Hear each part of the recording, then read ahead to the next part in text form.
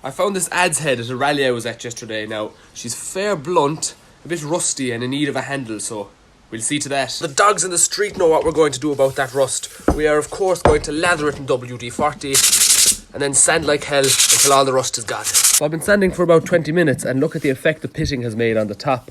I could probably go at it for another few hours, but I think I kind of like the look of it. Now to sharpen, we're just going to chuck it in the vise here like this. And normally I wouldn't sharpen the top here, but because of all the pitting I'm going to have to do it a small bit, so we're just going to grab our file and just spend some time fixing her up. Now we have the top flattened, so we need to sharpen the bevel here on the other side. Same story, different side. So I brought the edge back, and instead of bringing it to the diamond stone now to get it sharper, underneath the diamond stone there's like this little tool, and I barely ever used it, but there's like a knife and it's 400 grit and then 600 grit, so it's kind of like a file, so I'm going to use that for a while. So we have it sharpened now, all that's left to do is put the handle on it. Now I'm fairly sure we have a piece of ash upstairs. There we have her now, lad. Fetch! So I have a very rough shape marked out into the ash now. That means we can grab our rip cut saw here and just cut it out to shape. For the curved parts of the edge, we have to use the keyhole saw because we can kind of twist that in the cut. So now that we have her shaped a bit, we need to plane down the top so it fits the head. After a bit of planing, it fits fairly well, so we'll just give it a few taps with the mallet. Yeah. Fits all the way through. And now to spend absolutely ages with a spoke shave, rounding it out.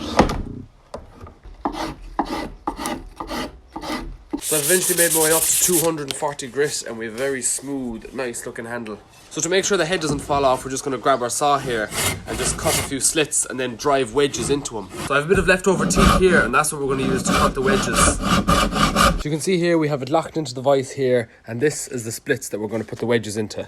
So I'm just going to put a bit of glue on this fella here, rub it in with my finger a bit on both sides, and then put it into place.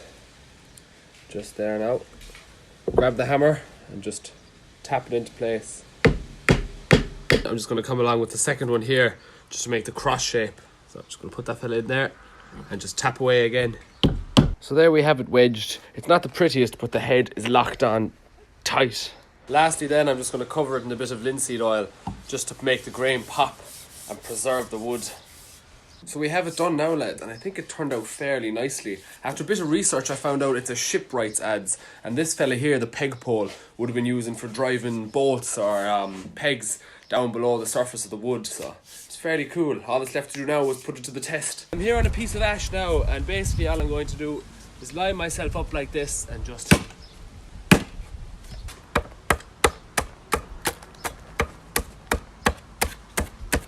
You can see here we have a fairly rough but flat surface, so all we need to do then will be bring it to the hewing hatchet and then the plane. So it's a fairly useful tool, well worthy of its place on the handrail of hand tools. I never really liked the look of this modern bow saw on the wall with all the old tools.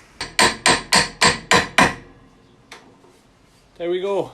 Look, I found this fella at a recent rally I was at. It's an old-fashioned crosscut saw. I'm going to fix her up and see if I can get her cutting again. After finding my favourite screwdriver again, so we can use that to screw out the nuts that hold on the handle then. Now that we have the handle on its own, we should just be able to pull it out. To remove this handle here, we just need to screw it off a bit, and then eventually that'll kind of wiggle itself out. So the blade there now, it's caked in rust, so we'll see to that. We'll give her a splash of our good old friend WD-40 and then come at it with 80 grit sandpaper. After about an hour, I finally have the two sides free from any sort of rust. Next thing is to throw them into the vise here, grab our triangular file and sharpen every single tooth one by one. Another hour later and we have all the teeth razor sharp. So now we need to set them with this tool here. It's called a saw set, and how it works is you just slot the teeth of the saw into it here. So this one kind of matches the profile, and then we just twist on it like this, and it slightly bends the teeth of the saw so that they're wider than the body of the saw, so that it can slide through better. Last thing I'm going to do is just spruce up the handles a bit with sawdust. It's not necessary, but I think it might make it look a bit nicer in the end. So we have it sanded there now, so it's going to get a drop of linseed oil here and rub it in, and that kind of makes the grain pop out a bit more. Now all that's left to do is put it back together and then take it for a test drive. Cool thing about the second handle here is you can attach it right next to the handle if you're using it on your own, or you can attach it at the very end here if there's two people on either end of it. There we have it now, lads. Look how well that cleaned up. I'm here in an estate now where I'm going to test out the saw. But check this place out. Some of the trees around here are unbelievable. The camera doesn't do it justice, lads. But I'd say that's just about the biggest ash tree I've ever seen in my entire life. Take a look at these limestone pillars and these hand-forged gates. You just don't get anything like this anymore. The driveway and everything, just magnificent trees everywhere you turn your eye to. This is what we came here for, so we have a nice little small enough log here that we're just going to test it out on. So we're just going to pull a few times to make the first few little grooves into the wood. And then eventually we can start doing the full passing.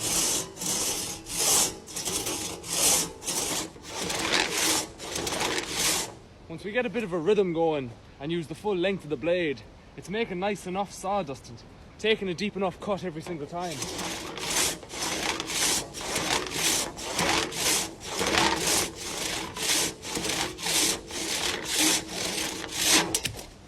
There we go, lads. Happy days.